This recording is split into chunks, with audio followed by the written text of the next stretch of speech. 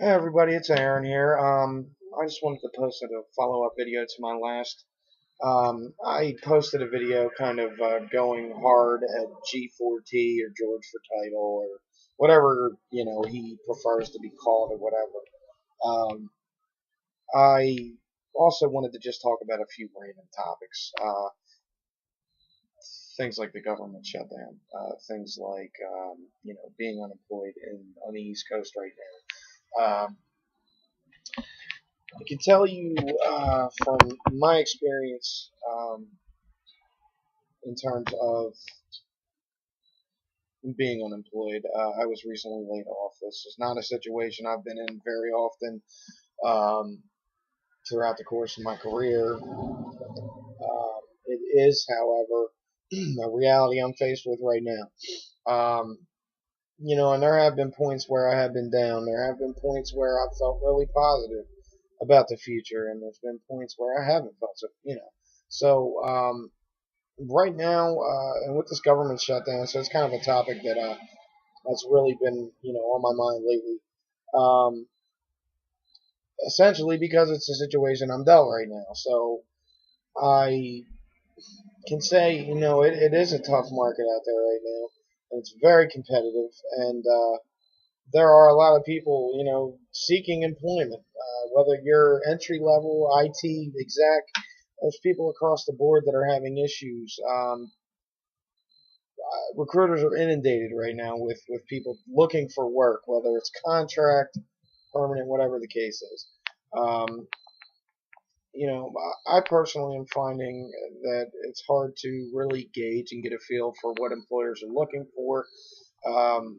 Because my field is relatively specialized. I'm in the QA software development lifecycle world, and it's tough out there. So I mean, my I just want to encourage everybody. I mean, all of you folks out there that are unemployed looking for work right now, just keep going, keep pressing on, because eventually things are going to open up. I mean, I'm finding a lot of doors opening. In spite of being laid off recently, I I just keep pressing on and just try to maintain a positive attitude. Now about this whole government shutdown situation.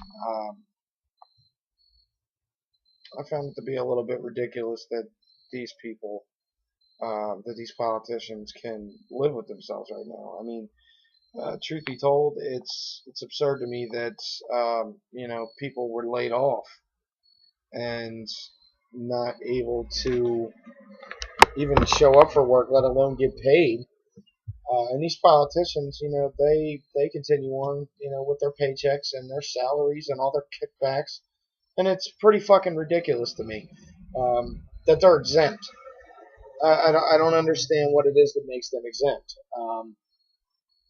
Be it the president, Congress, House, it's absurd. Um, you know, uh, the fact that they reached a deal, that's great. At the end of the day, they weren't going to stay close forever because it was going to start to affect our pockets. Maybe not as bad as it did, with the average Joe, the people who actually put the work in to keep this government going.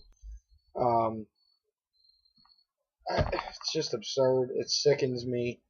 Um, the deal's been reached, and things are apparently going back to normal. Um, it just, I mean, I personally know people directly affected by this whole thing, and they lost pay, and their mortgage is going to be late, or their rent's going to be late because these idiots could not reach a deal.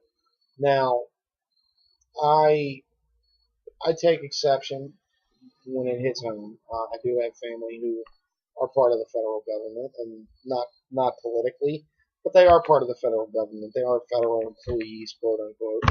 Um, it's just absolutely ridiculous. But be it as it may, they're back to work. Thank God.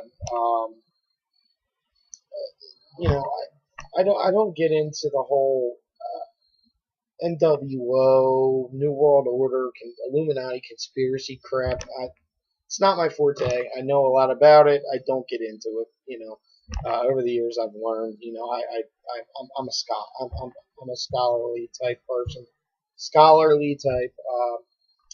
I read a lot. I do a lot of research on various subjects, and I've learned a lot over the years. And me personally, I don't buy into it. I do believe that there is an ulterior motive to everything political.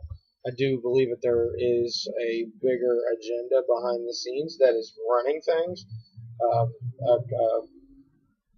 collective group of people. I'm not going to say that it's the Illuminati. I just think it's a lot of people, bankers, politicians, people with that are in places of power with access to tons and tons and tons and tons of money. And I just, I'm very mixed on the whole thing. But anyway, I just feel at the end of the day that they screw us. We get screwed on a daily basis by this government.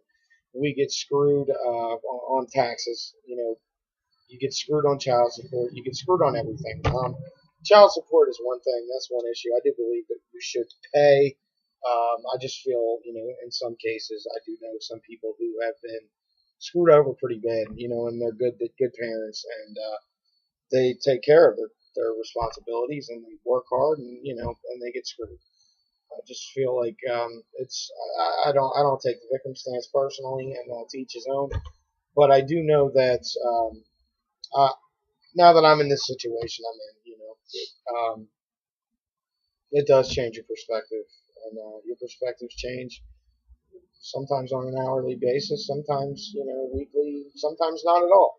But I do know for me, my perspective has changed, my attitude's changed, and over the past 2 3 years, my attitude's really changed. I've gotten some exposure to some things that I don't find very agreeable. Really getting to know the inner workings of these financial institutions, and gaining an understanding of their agendas, and that it's profit over people. These companies don't care about their people, and just as they don't care about how they're going to hurt the economy, and how laying off 10,000 people just to help their bottom line um, has an adverse impact on the economy, uh, because they're not looking at it from a national scale. They look internationally. Company, and we know the players. We know all the companies that it is. Bart, I'm not going to say the names, but you know what I was going to say. Um, it's ridiculous. They're pushing so hard for globalization that they're not staying focused on their homelands. And I'm speaking internationally. Companies, or I'm sorry, countries are so focused on helping everybody else, especially the United States, and this is where I live, that they lose sight of, the people suffering here, or the people suffering in England, or the people suffering in Kenya, or wherever. And this globalization crap, just realistically, it's not going to work. You're gonna have insurgents. You're gonna have. It's just crazy. It's crazy. Just the goals that these presidents and politicians and Congress members, just these agendas and bullshit that they're pushing right now. I know I'm going off on rabbit trails here, but I'm just really kind of sickened by all this shit. Um, and then you get all these fear mongers on YouTube. Oh, World War III's coming, and blah blah blah. Let's work on a solution as citizens of our respective nations. Every country, for the most part, okay, I'll speak to the United States. We, as the citizens of this nation, have power. Okay, we may not have literal power, but we have power in numbers. And I am not one for talk. I'm one for action. And to hear people on YouTube, throwing videos up where they're just doing a bunch of fear mongering, and World War III's coming, and FEMA camps, and this and that. I mean, I'm not saying it's not going to happen. It could. You never know. I mean, a lot of there's a lot of unknowns.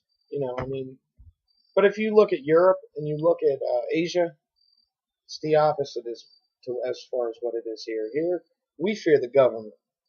We, the people, we fear the government. But the way our Constitution's written, the government is supposed to listen to us, the people, the majority. And I don't care whether you're a minority or white or whatever. It doesn't matter. If you're a citizen of this country, you're a citizen of the United States. We have a Constitution. We have a Bill of Rights. And I do understand with all this terrorism stuff that our rights are being stripped away slowly but surely. But we, as the people, need to take action. We need to take action. And I would just love to see a lot more acting and less talk. Because, like I said, I mean, it's our God-given right. It's our God-given right to try to fix what's wrong with this country and with the world.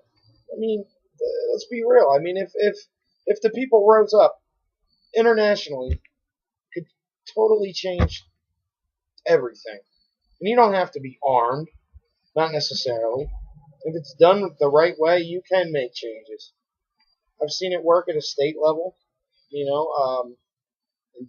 California, Delaware, Pennsylvania, there have been people that have been able to exact change without picking up a gun and blowing people away and doing all this crazy shit. I just want to encourage everybody: use your rights. We do still have rights as citizens of this country, and I just want to encourage everybody: write these politicians, make face-to-face contact if possible. They have offices. We have access to these offices, so let's do something about this.